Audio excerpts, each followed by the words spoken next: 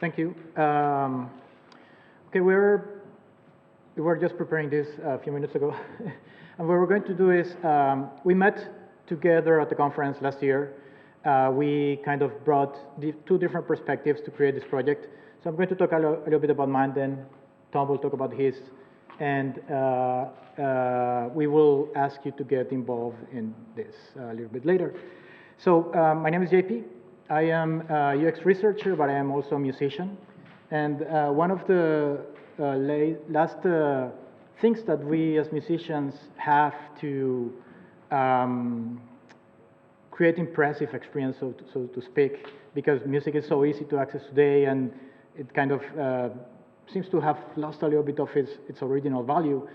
But we still have the live performance as a last resource to create impact in our audiences. But live performances have traditionally been unidirectional. So you have a performer who has an active role, and the audience is mostly passive.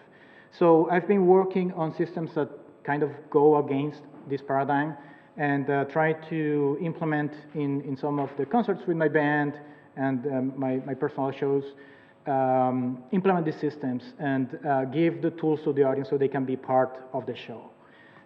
So we came together in this conference. I kind of presented one of these projects.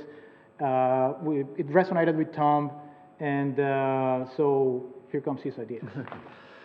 Nice one. I think it's worth mentioning that the conference we went to was really interesting opportunity for us both, and it was very much based on the theme was ecology and the environment.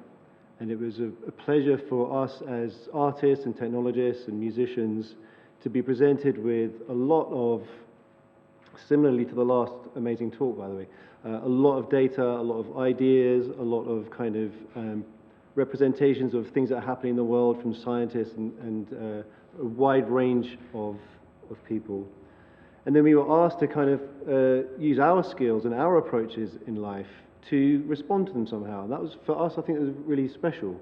We weren't like being relegated to the entertainers, if you like, or the kind of interesting, geeky people. We were being seriously asked, what would you do about this? How would you represent this data? How would you do such and such? And there's something about being in that environment amongst these conversations with people like JP and all the other people that were there, that really started to kind of like plug into these almost forgotten parts of myself. And I started to really, I started to realize that there were some things that I've been working on almost subconsciously in the last few years that were really connected to this idea of the ecology and environment and kind of ecology thinking. And it kind of took me back to some time I'd spent in Brazil. So I'm an artist, a designer, I do some music and sound design as well. And there was a period back in my younger days when I was a DJ, and I was invited out to Brazil to play at a festival. And it's actually called Ecosystem. And so I had this kind of great fantasy life of being a super cool DJ, playing at a festival. But as I was in Brazil, I thought this is an amazing opportunity to go into the forest, you know, the kind of legendary forest. So I did do that, and when I went out there, there's no electricity, no access to any of my music, but I was subjected to or immersed in a completely different sound space, and that sound space was vast, and it was multi-dimensional. It wasn't coming from any single source, and it was a soundtrack that was made by thousands of living creatures that It was an experience that lasted all day and all night, and it lasted weeks and it lasted months. And there are these subtle variations and changes. There was like a soundtrack, there's also data, it was information. And so I was learning, you know, I didn't know what I was listening to really, but I was somehow absorbing this kind of very spatialized experience. So my sense of musicality and sound in general was going from these compressed moments, like JP was talking about, of being from a single source, massive speakers, you know, like pushing sound out from in one direction for a small period of time, to these like year-long soundscapes. And so I didn't realize as I was coming back that I've been working on these kind of spatialized participatory, because I work in video games, experiences for other people to somehow key into those things. And it wasn't until I met JP and had this opportunity in Portugal that I started to put these things together. So, long story short, JP's system was a really amazing opportunity for us all to play with something in real time on a kind of distributed system where we were all had an opportunity to be musicians in a centralized system. And the idea that I had while I was out there was I've been working on this kind of small modules that are interspersed in space that are all these discrete kind of sonic components, each playing their own little kind of element like insects in a forest. But there's no opportunity for me to do anything like that out there, there's no time. But with JP, we were able to reverse engineer his system, and instead of people playing, people's phones ended up being individual insect speakers, I'll just call them that. Just made that up. And so what we ended up being able to do is test an experience of sound that is spatialized and that is participatory in the sense that each one of you who has a phone can become a little bit of a sensor. You have your own little kind of speaker. You have your own. You can put your speaker wherever you want. And so I kind of making a mess of this now, I guess. But what we would like to do is test the system that we made, that we played out there. Now we were talking about this earlier on, that we made a system that essentially we made like 30 or 40 recordings from the people who were there. We asked them to make a sound that, if they were something in a forest, what might they make? We used tiny little sound recordings from the field trips where we were invited to go and like squelch in the mud and stuff. And so we made these very small, discrete sound effects, if you like, or sound elements. And when you go into the QR code, you'll receive one. Now, what we're going to ask you to do is we're going to ask you to get out of your comfort zone a little bit. And part of this whole thing is to be part of your space and to actually to sense the space that you're in and to connect to it somehow. So what we're going to ask you to do is just look around. Can we turn the lights down now, Simon, please? Yeah. Look around.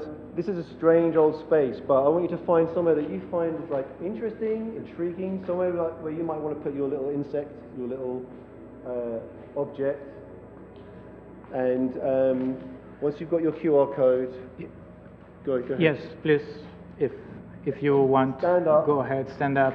And find somewhere to put your phone. Please turn the volume up. We're going to ask you to do the opposite of what most theatre things do. We ask you to put silence off.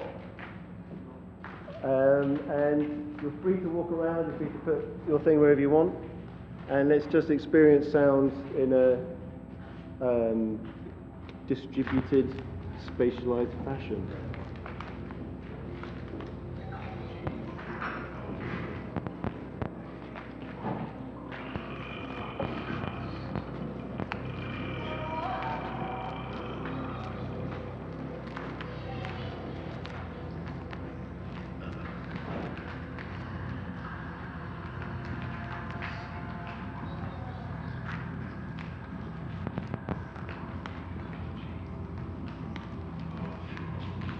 I think we're in a safe enough space that if you feel comfortable putting your phone down and walking away from it, go ahead.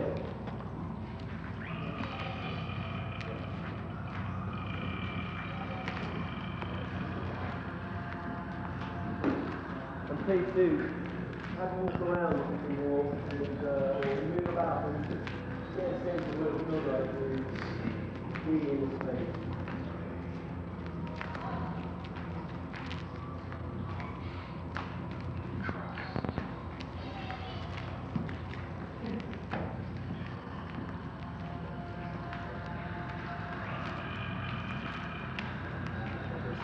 Gone down, that's all. That's gone up.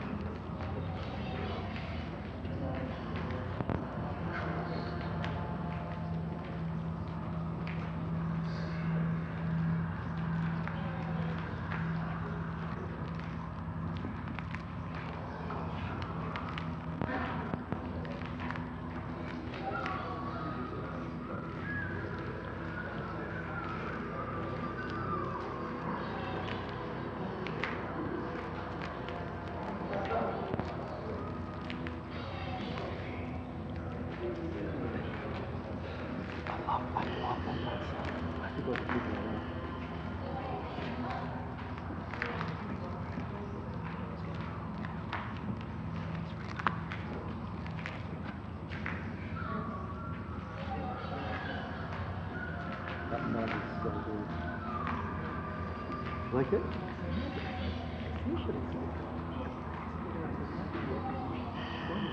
Yeah.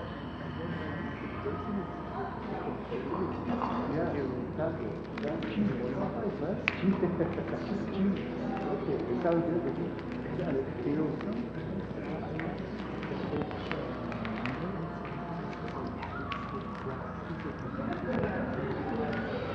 Yeah, really good, yeah.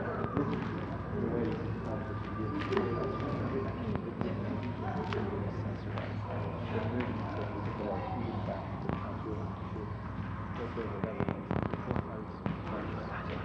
I've got to go. That's good.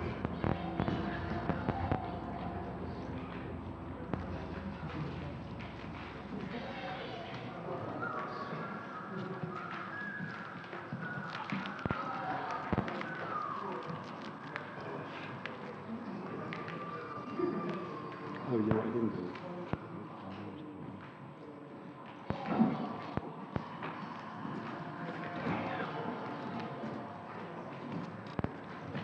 All right, thanks everyone. I think that's we've got time for questions, if you like. I suppose one thing I forgot to mention was the background sound was the frequency of the Earth like transposed up into the audible range. I think it's 8 hertz or something.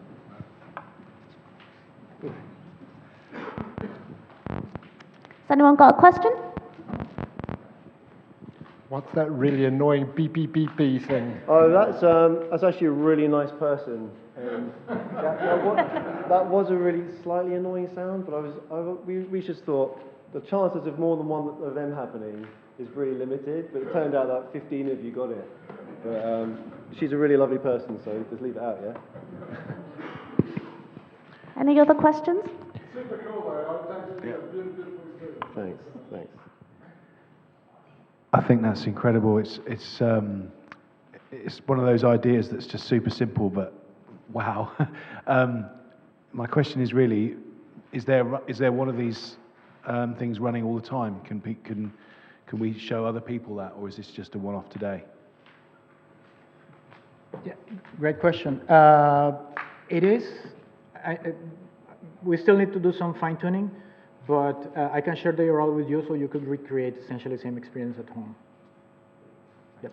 Yeah, so JP and I are like looking for ways to actually make this, I don't know, not just an artistic experience in the sense that this is like you go to an exhibition, and I think that could be really cool too. But there's something about it. There's something about this kind of idea which the mobile phones are a beautiful way to make it accessible for everyone. And like I was saying with JP before, I've always thought of it as these I make these little modules, electronic modules, that's completely self-contained. But to make 100 or 20 or 30 of them is like too much hassle. They've all got to have power.